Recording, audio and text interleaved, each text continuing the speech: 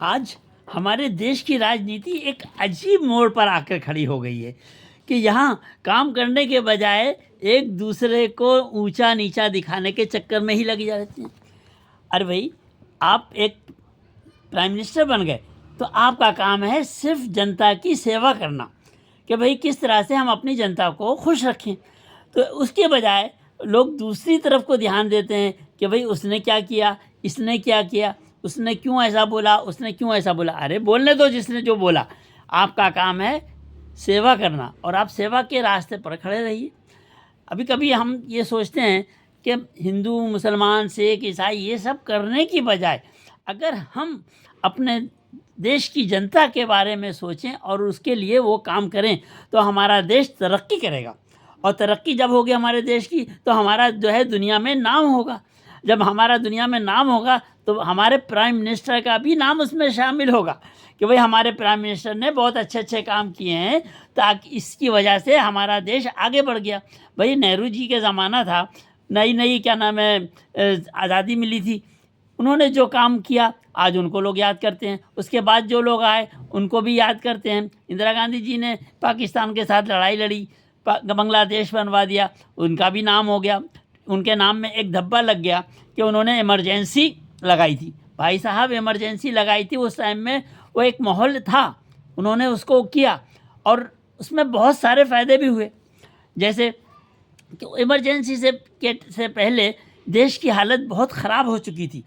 यहाँ के नेता लोग अलग अलग तरीके से सब काम करते थे, वो किसी की सुनने नहीं देते थे, काम को आगे बढ़ाने नहीं देते थे। और देश के अंदर उस टाइम स्मगलर लोगों का राज था। जी हाँ, स्मगलर लोग, बाहर का माल यहाँ आता था। जब यहाँ का माल बिकेगा नहीं और बाहर का माल बिकेगा तो हमारे यहाँ के जो लोग थे उनके ऊपर कितनी तकलीफ़ होती, वो लोगों का पेट कटता। इसकी वजह से इमरजेंसी लगाई गई थी कि बहुत सारी परेशानियाँ उस टाइम में थी। ठीक था, गलती थी, उसमें कुछ गलतियाँ हुई, उसकी वजह से वो इमरजेंसी को बुरा कहते हैं लोग। लेकिन बहुत सारी अच्छाइयाँ भी थी जिनको लोग नहीं बताते हैं। जो ये नहीं बताएंगे कि उस टाइम के स्मगलर्स लोगों को जब जेल में डाल दिया गया था और जब वो वहाँ से निकले तो एक अच्छे आदमी बनकर निकले। अभी आप हाजी मस्तान मिर्ज़ा का नाम तो आपने सुना होगा, वो भी बहुत बड़े स्मगलर थे। उस ज़माने में उनका नाम था, पूरे क्या नाम है दुबई और बम्बई के अंदर जो है मतलब उनकी तूती बोला करती थी।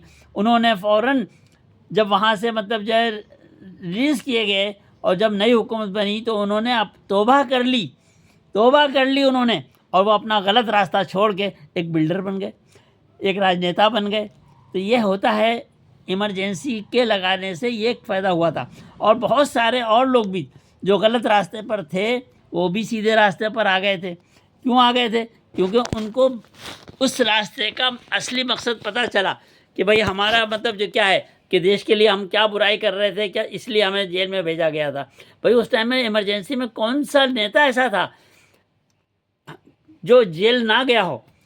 उसमें से एक ऐसा नेता आज भी मौजूद है जो जेल नहीं गया था और मजबूत नेता है वो, महाराष्ट्र का, जिसका नाम आपने बार बार सुना भी होगा, शरद पवार जी। जी हाँ, ये भी रडार पर थे गिरफ्तारी के, लेकिन ये अपने आप को बचाकर किसी तरह से ले गए और जो आज तक राजनीति कर रहे हैं।